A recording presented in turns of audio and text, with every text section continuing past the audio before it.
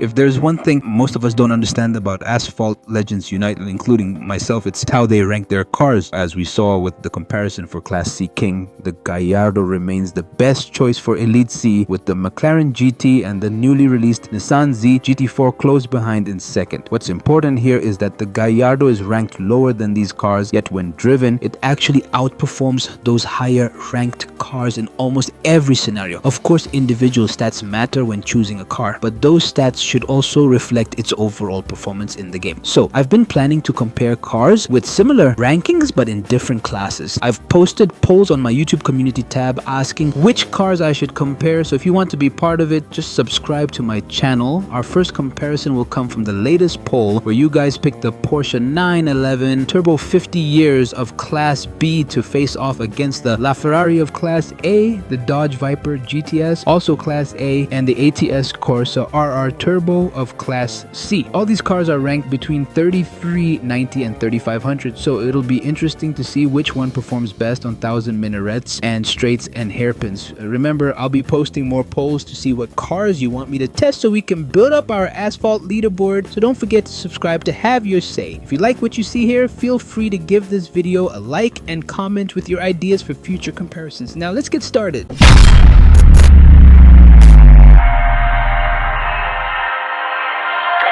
So before we make the comparisons, we need to introduce the cars we'll be driving today. First, there's the Dodge Viper GTS, ranked at 3306. It's the lowest ranked car here, but it boasts good acceleration, a great top speed, and excellent nitro efficiency for its rank. Its handling is questionable as it drifts wide and loses a lot of speed when cornering, but who knows? This old car might still surprise us. Next is the ATS Automobili Corsa RRTurbo of Class C, rated at 3390. This mid-engined turbocharged GT4 style racing machine is based on the ATS GT, which itself is based on the McLaren 650S. So yeah, it's a track-only affordable Italian McLaren with a Honda engine. Anyway, the Corsa RRTurbo has one of the highest acceleration stats in Class C, just behind the Panamera Turbo S, but it also has the lowest nitro efficiency in the class, with the Maserati MC12 having the absolute lowest. Of the four cars we're testing, it's the slowest, with a top speed of 208 miles per hour, but with a handling stat over 68 and an acceleration stat over 87, it's the quickest and most agile. Still, will that matter in the long run? Next is the newest car here with a max ranking of 3495, the Porsche 911 Turbo 50 years. Unfortunately, I'm missing 4 epic import parts to fully upgrade this car, which is good because Wixie would be all over my case. This 4-star supercar killer in real life doesn't really hold a candle to her favorite car, the 911 GT3 RS in the game, which is a 6-star track monster. I wouldn't say this car is perfectly balanced either. It has a good top speed, decent acceleration, and okay nitro efficiency for its rank. Its handling is second only to the Corsa RRTurbo, but overall it feels a bit stiff. Let's see how that translates. Finally, there's the LaFerrari, ranked at 3445.